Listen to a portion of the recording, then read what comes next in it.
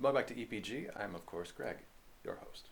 Good to see you again. I have something else planned that I wanted to talk about, but as fate would have it, something else happened that I think is very pertinent, especially when somebody's looking to travel.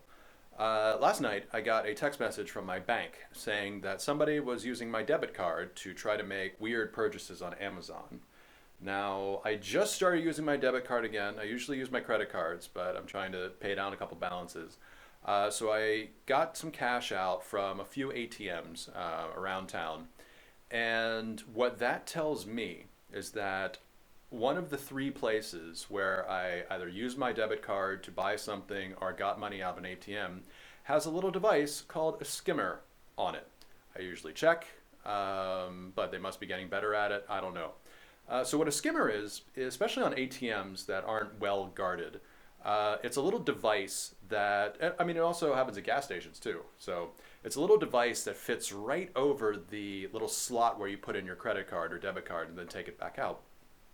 And what that does is as you put it in there, it takes the magnetic strip that is on that card and it copies it and it saves that information, and then somebody comes back later and takes it off. This happened to me before when I was down in Ecuador, and it, yeah, really kind of screwed up my plans as far as, having a trip go, smoothly.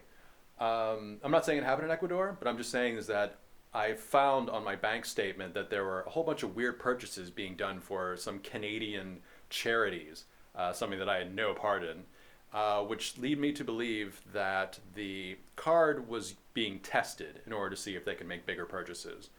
So I called my bank and they canceled the card, which kind of sucked because I was there in Ecuador and I was going to a couple other countries and I needed to get money out of ATMs. So I'm going to give you a tip on how I was able to avoid catastrophe, and I think you should, take this to heart, especially if you're traveling, especially if you're long-term traveling.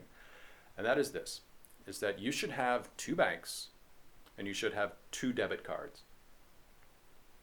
Two and two.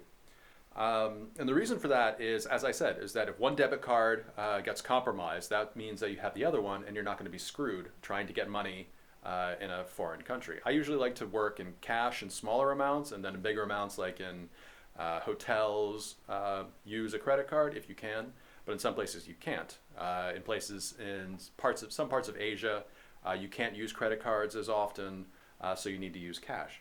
So the lesson here is to always have two debit cards with you. One you can keep on your person, and the other one you can keep in a secure location, a locked part of your bag, or just put a lock on your bag.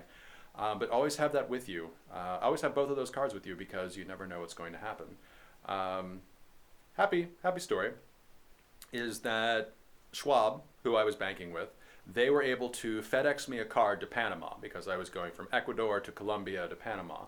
And not only that, but they paid the fees that I needed to use with another debit card, which was quite significant. And yeah, they canceled all those transactions and I got the money back. And when I, talked to Schwab, they said that they're going to FedEx me a card overnight. So I gotta say, it was really helping to avoid all sorts of financial woes and worries.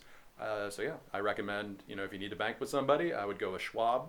They are fantastic. I've been with them for years. I've dealt with a lot of banks and a lot of them suck. Schwab does not. So yeah, go make an account. I hope you find this helpful. Hopefully nothing like this happens to you, but if it does, you know what to do. Thank you for your time.